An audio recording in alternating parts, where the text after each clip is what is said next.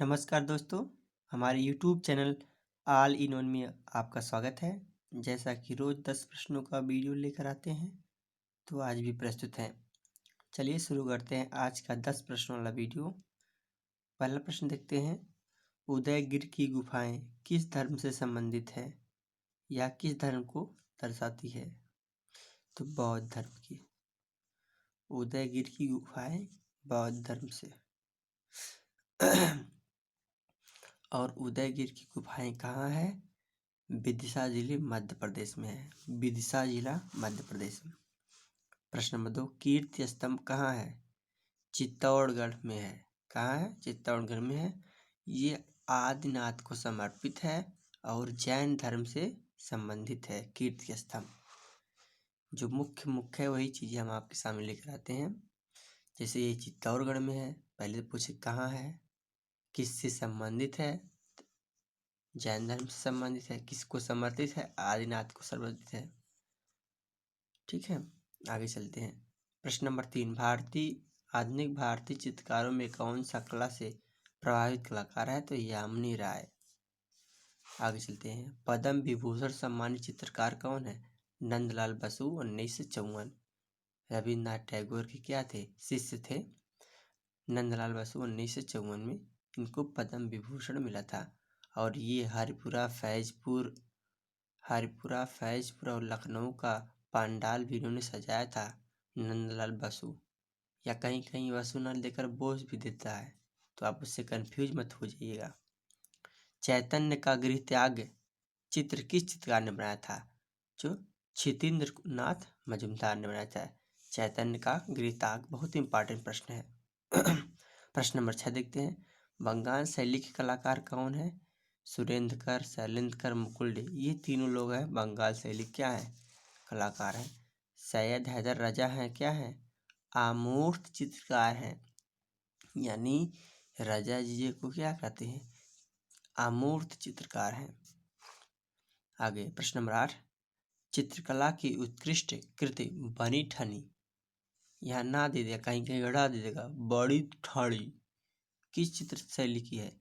तो ये किशनगढ़ शैली से है। जैसे आप किशनगढ़ शैली में रीता प्रताप का चैप्टर खोलेंगे, पहले में वहाँ पर इस बड़ी आकृति छाप देगा बनी ठनी की। और वहाँ से संबंध किस राजा से? सावन सिंह। ये सावन सिंह के ज़माने में बहुत फली फूली थी। प्रश्न नंबर 9, कभी कभी पूछता है किशनगढ़ी किस राजा संबंधित है? सावन सिंह संबंधित है। प्रश्न नंबर 9 देखते हैं। चित्रकला की अभ्रंश शैली को किन शासकों ने संरक्षण प्रदान किया? तो इनमें से कोई नहीं। अभ्रंश शैली को असंबंध बताना है। पहला है नागजी पटेल, शंख चौधरी, महेंद्र पांड्या, ज्योति भट्ट। तो ये देखिए ज्योति भट्ट हैं जो क्या है? इन सबसे अलग है। दोस्तों ये प्रश्न ऐसे नहीं होते हैं कि जो पूछे नहीं गई है, ये परीक्षाओं में पूछे हुए प्रश्न हैं जो TGT 1999, 2001, 2003, 2005, 6, 7, 9, 11, 13 और 16 के प्रश्न होते हैं, हम लेकर आते हैं। चलिए आगे चलते हैं।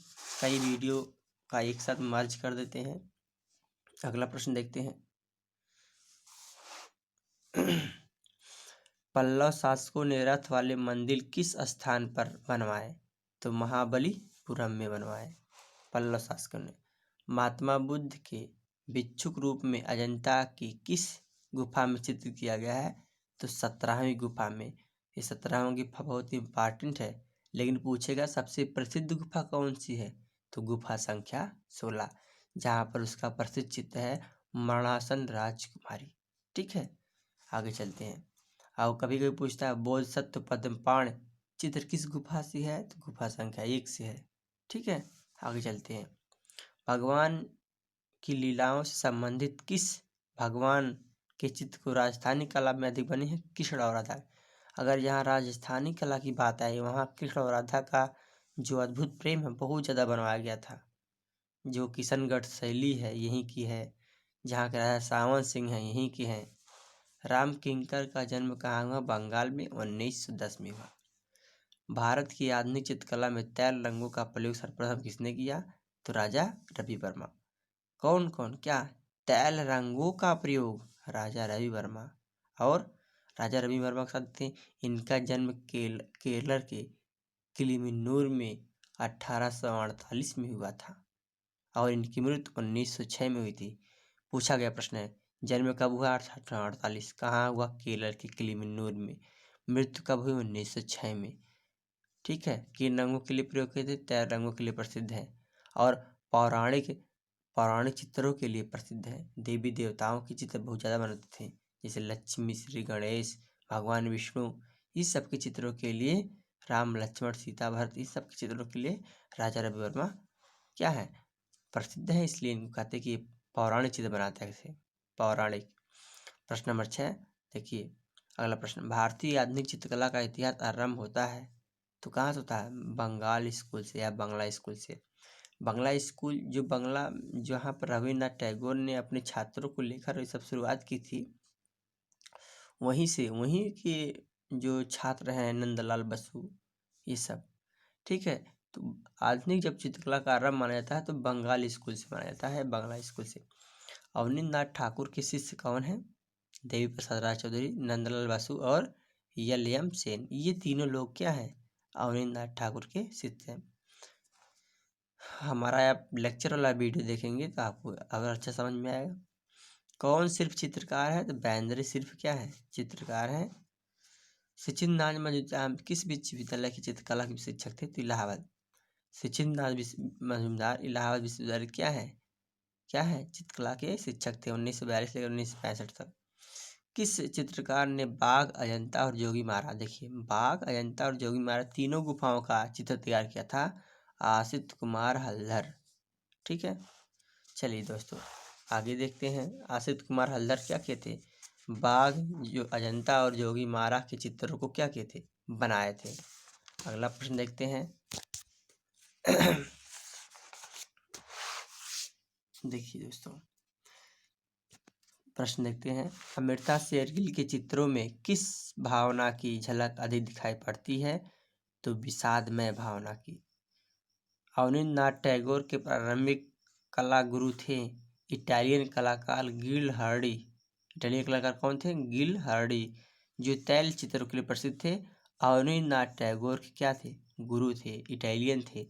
उनका नाम था गिल हर्डी, तैल चित्र के लिए प्रसिद्ध थे। उस चित्रकार का नाम बताए जो बंगाल शैली में भिन्न में काम किया। गगनेंद्र नाथ टैगोर बंगाल शैली से भिन्न काम करते थे। हरिपुरा पैनल का विषय वस्तु बताइए। भारतीय ग्राम समाज। हरिपुरा पैनल का जो सजावट हुआ था उसे बनाया गया था कि भारतीय ग्राम समाज की विशेषताएं क्या क्या है उसको चित्रित किया गया था। और कौन किया था? नंदलाल बसु, क्योंकि गांधी जी के संपर्क में सबसे ज़्यादा नंदलाल बसु रहा करते थे और नंदलाल बसु ने ही हरपुरा, लखनऊ, फैजपुर के सभी चित्रों को इन्होंने बनाया था और वहाँ का पंडाल इन्होंने ही सजाया था। शिल्प कला व रूपवाली पुस्तकों के रचयिता कौन है? नंदलाल बोस। तो ध्यान देना है, शिल्प कथा, रूपावली। शिल्प कथा और रूपावली पुस्तकों के रचयिता कौन है? तो नंदलाल बोस है। एक बार फिर देखते हैं, शिल्प कला और रूपावली नंदलाल बोस। शिल्प कला, रूपावली, नंदलाल बोस। शांति निकेतन में कला भवन की स्थापना किस वर्ष हुई? 1919 में। 1919 में जब जलियांवाला बाग हत्याकांड हुआ था तभी यहाँ पर कला भवन की स्थापना हुई थी। ईसा के जीवन पर आधारित चित्र किस कलाकार ने बनाए? किस कलाकार ने बनाए? तो यामिनी राय बनाई थी 1937 में। ईसा के जीवन पर आधारित यानी ईसा मसीह के जीवन जो था ना, यामिनी राय बनाई थी 1937 में। क्योंकि ये जो यामिनी राय है इनकी माता इटालियन थी और पिता भारतीय थे और ये पेरिस में शिक्षा पाई थी और फिर वहाँ आकर शिमला में बस गई थी। इसलिए ये ईसा मसीह से बहुत क्या थी ईसाई धर्म से थोड़ा बहुत प्रभावित भी थी। इसलिए उन्होंने ईसा के जीवन पर क्या किया? एक चित्र बनाया था। और 1937 में मोनो के किस चित्र के आधार पर प्रभाववाद का नाम पड़ा? तो सूर्योदय के प्रभाव पर। जब आप पाश्चात्य कला पढ़ेंगे तो वहाँ पर ये सब प्रश्न आते हैं। चित्रकारों में कौन सा अति यथार्थवाद से प्रभावित था? विकास भट्टाचार्य। अति यथार्थ मतलब विकास भट्टाचार्य। भारतीय कलाकारों में किस प्रभाववाद का प्रभाव पड़ा? रणवीर सिंह बिष्ट का। चलते अगला प्रश्न देखते हैं। प्रोग्रेसिव आर्टिस्ट ग्रुप के कलाकार कौन हैं? गायतोंडे एफ.एन. सुजा, ये 2 लोग हैं। प्रोग्रेसिव आर्टिस्टिक ग्रुप यानी PAG, पैग जिसको बोलते हैं, एफ.एन. सुजा वहाँ के सचिव भी थे। प्रोग्रेसिव आर्टिस्ट ग्रुप की स्थापना कब हुई थी? 1948, जिसको PAG पैग बोलते हैं। और उसके कलाकार कौन थे? गायतोंडे थे और एफ.एन. सुजा थे। समीक्षावादी कलाकार हैं रामचंद्र शुक्ल। रामचंद्र शुक्ल कैसे कलाकार है? समीक्षावादी। कृष्ण खन्ना की चित्रकला में किस शैली का प्रभाव दिखाई देता है? तो दक्षिणी शैली का। कृष्ण खन्ना की चित्रकला में किस शैली का प्रभाव दिखाई देता है? तो दक्षिणी शैली। कलकत्ता ग्रुप की स्थापना किस वर्ष हुई? 1943। कलकत्ता ग्रुप की स्थापना 1947। इधर पैग है 1948 और कलकत्ता ग्रुप 1943। ठीक है, इन दोनों में थोड़ा थोड़ा सा अंतर है दोस्तों, आप ध्यान दीजिएगा, नहीं तो गलत हो जाएगा। पिकासो विश्वविद्यालय चित्र गवेर्निका। पिकासो विश्वविख्यात, देखिए विश्वविद्यालय काट दिया गया है, विश्वविख्यात चित्र गवेर्निका किस शैली का है? तो यथार्थवादी है, घनवादी है, व्यंजनावादी है और 1937 में बनाया गया था। ठीक है।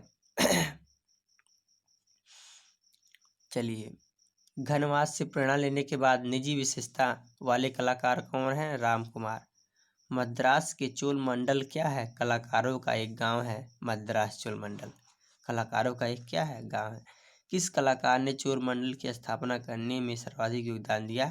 केसीएस पार्निकर 1966 में। केसीएस पार्निकर 1966 में चोल मंडल का स्थापना में सर्वाधिक योगदान रहा। चोल मंडल क्या है? कलाकारों का एक क्या है? गाँव है।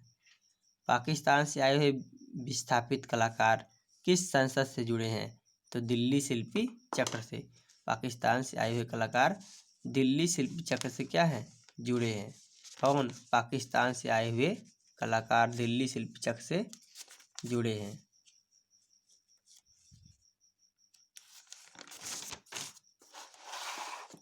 चलते हैं दोस्तों और देखते हैं। बॉम्बे ग्रुप के नेता कौन है? के हैबर। बॉम्बे ग्रुप के नेता के हैबर। पैग के सचिव का नाम बताइए? एफ.एन. सुजा 1948। उस ग्रुप का नाम बताइए जिनकी पहली और अंतिम प्रदर्शनी 1963 में ग्रुप 1890। इसका नाम 1890 क्यों पड़ा? जहाँ जिस मकान में रहते थे उस मकान का नाम नंबर 1890 था। ग्रुप 1890 का यह नाम देने के पीछे क्या कारण था? यह जिस भवन में स्थापित हुआ था उसका नाम 1890 था। देखिए भी बात हम आप ऊपर कर रहे थे, वही प्रश्न भी आ गया। घास की ढेर चित्रमालिका चित्रित करने वाले कलाकार कौन है? मोने 1890 में घास का ढेर का चित्र, मोने 1890 में। नव प्रभाववाद का प्रथम चित्र स्नान स्थल किसने बनाया? जॉर्ज सोरा ने। अभिव्यंजनावादी चित्रकार यह चित्रकला का प्रारंभ हुआ। अभिव्यंजनावादी चित्रकला का प्रारंभ हुआ जर्मनी में 1937 में। चित्र कौन था? गवेर्निका था। कैसा था? अभिव्यंजनावादी चित्र। अंतिम भोज चित्र के चित्रकार का नाम लियोनार्डो दा विंची। अंतिम भोज चित्र के माइकल एंजेला थे क्या? चित्रकार, मूर्तिकार और वास्तुकार तीनों थे। प्रख्यात चित्र वीनस का जन्म के चित्रकार हैं बोत्तिचेल्ली। इंग्लिश भूदृश्य के चित्रकार हैं टर्नर। भारतीय चिंतन के अनुसार कला का प्रमुख लक्ष्य क्या है? हृदय स्पर्शी आनंद प्रदान करना। कला का प्रमुख लक्ष्य क्या है? हृदय स्पर्शी आनंद प्रदान करना। नाट्यशास्त्र में भारत ने कितने भावों का विवेचन किया है? 49 भावों का। 8 अस्थाई, 33 संचारी भाव और 8 सात्विक भाव। 3 संगीतज्ञ किसकी प्रसिद्ध पेंटिंग है? 3 संगीतज्ञ किसकी प्रसिद्ध पेंटिंग है? पिकासो की। किसकी? पिकासो को। मधुबनी चित्रकारी भारत के किस प्रांत से संबंधित है? बिहार से। ये मिथिला और दरभंगा यानी दरभंगा और मधुबनी जिला से है, जिसको मिथिला भी कहा जाता है। जहांगीर जब सिंहासन में बैठा तो उसके दरबार का चित्रकार कौन बनाया था? अबुल हसन ने, जिसको जहांगीर नादिर उल जमा कहा करता था। कपड़े पर चित्रित चित्रकला का मुख्य स्थल कौन है? उदयपुर है। झांसी कला किस पर की जाती थी? भूमि पर। सांझी कला किस पर? भूमि पर। ये मथुरा की लोक कला है सांझी कला, और जमीन यानी भूमि पर की जाती थी। और कपड़े पर चित्रित मुख्य स्थान कौन है? उदयपुर से कपड़े का चित्रकला शुरू हो गई थी। तंजवापुर चित्रकाल तमिलनाडु का मुख्य विषय कहाँ है? तंजवापुर कहाँ पहली बार? तमिलनाडु में। हिंदू देवी देवताओं का चित्रण के लिए क्या है? प्रसिद्ध है। प्रसिद्ध चित्र नीली रात, नीली रात के चित्रकार हैं कौन है? M F Husain, M F क्या है? हुसैन है। और 1958 में इन्होंने क्या किया था? बनाया था। अगला प्रश्न देखते हैं। नंदलाल बसु का जन्म कहाँ हुआ? बिहार में। 1883 खड़गपुर जिला था। किस भारतीय चित्रकार के रेखांकन में पहली नज़र में ठोस काले विस्तार के रूप में दिखते हैं? जयराम पटेल। मध्य प्रदेश सरकार ने किस कलाकार को कालिदास सम्मान सम्मानित किया था? तो उस समय का ये प्रश्न है, 1999 का है, तो इस समय के जी सुब्रमण्यम थे। ठीक है। लेकिन 2018 में अंजलि एल मेमन और 2020 में नंद किशोर भट्ट को। तो हमको यही याद करना है कि 2020 में किसको मिला है? नंद किशोर भट्ट को मिला है कालिदास सम्मान। आसामंद बताना है, जिसमें थे राम कुमार आसामंद, बाकी जामिनी राय, बीबी प्रभा, के.एस. कुलकर्णी एक समान है। अगला प्रश्न, चांद को देखकर भौंकता हुआ कुत्ता का चित्रकार कौन है? जॉन मीरू बनाए हैं। चांद को देखता हुआ भौंकता हुआ कुत्ता, चांद को देखता भागता हुआ कुत्ता के कृत के बनाने वाले जॉन मीरू हैं। आर.एस. बिष्ट किस महाविद्यालय के प्राचार्य थे? तो लखनऊ कला महाविद्यालय के प्राचार्य थे आर.एस. बिष्ट। भारतीय चित्रकला का संबंध किससे था? धर्म से था। भारतीय चित्रकला का संबंध किससे था? धर्म से। भारतीय चित्रकला का संबंध किससे था? धर्म से। अब भारतीय संबंध क्या प्रधान है? रेखा प्रधान है, ये भी जानते रहिए। आगे चलते हैं। चित्रण पर धरातल पर कितने आयाम होते हैं? धरातल पर 2 आयाम होते हैं। 2D जिसमें केवल लंबाई चौड़ाई होती है धरातल पर, और 3D मूर्त में होती है जिसकी लंबाई चौड़ाई ऊंचाई भी होती है। किस वस्तु अथवा आकृति की स्वतंत्र माप कहलाती है? किसी वस्तु अथवा आकृति की स्वतंत्र माप क्या कहलाती है? प्रमाण कहलाती है। क्या कहलाती है? प्रमाण कहलाती है। क्योंकि कला के 6 अंग होते हैं। कौन कौन से? रूप, भेद, प्रमाण, भाव, लवण योजना, सादृश्य, वर्णिका, भंग। तो इसमें से पहला जो दूसरा भेद है प्रमाण, इसी में आकृति और वस्तु होती है। ये यशोधर पंडित ने अपनी जयमंगला नामक टीका में इसके 6 अंग बताए हैं। और ये वात्सायन के कामसूत्र पर टीका लिखे थे। अगला आखिरी प्रश्न, समान अथवा सामंजस्यपूर्ण अवयवों की पुनरावृत्ति से उत्पन्न निरंतरता को क्या कहते हैं? लय कहते हैं। यानी जब आकृति ऐसे ऐसे बना देंगे जैसे लगेगा कि क्या है, पहाड़, उसमें एक लय आ जाता है। तो दोस्तों, हमारे चैनल को लाइक, सब्सक्राइब, शेयर करना ना पूछे, क्योंकि हम 4-5 दिन का वीडियो नहीं दे पा रहे थे, इसमें सभी को एक साथ मर्ज कर दिए हैं। तब तक के लिए नमस्कार, धन्यवाद, जय हिंद, वंदे मातरम।